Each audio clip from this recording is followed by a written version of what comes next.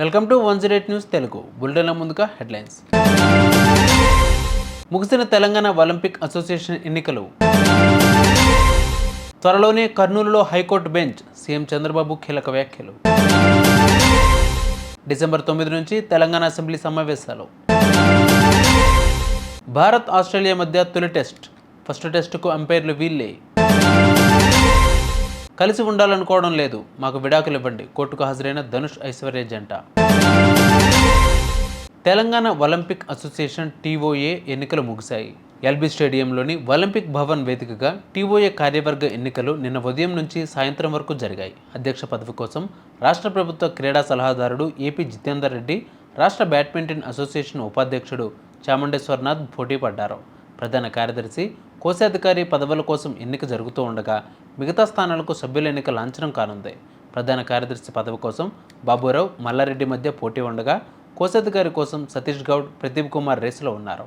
ఇదిలా ఉంటే టీఓఏ ఎన్నికల్లో ఎలాగైనా విజయం సాధించాలన్న ఉద్దేశంతో జితేందర్ రెడ్డి, చాముండేశ్వరనాథ్ వర్గాలు ఉన్నాయి.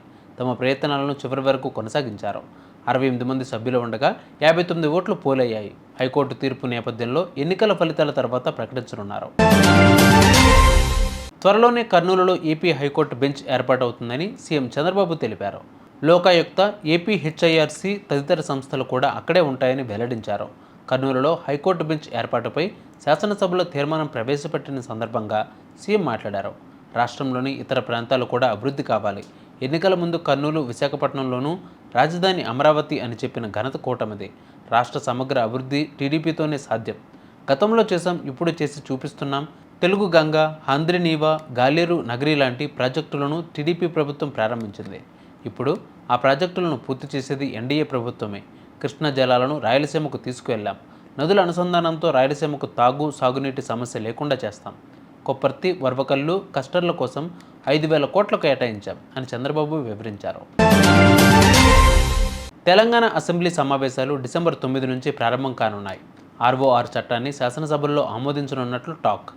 రాష్ట్రంలో కాంగ్రెస్ ప్రభుత్వం ఏర్పడి సంవత్సరం కావస్తూ ఉండడంతో ప్రభుత్వం చేపట్టిన అభివృద్ధి పథకాల గురించి సభలో చర్చించే అవకాశం ఉంది. రైతు రుణమాఫీ, కులగణనపై చర్చించే అవకాశం కూడా ఉంది. మహారాష్ట్ర ఎన్నికల ఫలితాల తర్వాత మంత్రివర్గ విస్తరణ ఉంటుందని ప్రభుత్వ వర్గాలు తెలుపుతున్నాయి. మరొక వైపు పంచాయతీ ఎన్నికలపై కూడా గవర్నమెంట్ కసరత్తు చేస్తుందని తెలుస్తోంది. త్వరలో సర్పంచ్ ఎలక్షన్స్ నిర్వహించాలని భావిస్తోంది. బోర్డర్ గవాస్కర్ ట్రోఫీలో భాగంగా ఈరోజు భారత్ ఆస్ట్రేలియా మధ్య తొలి టెస్టు ప్రారంభం కానుంది.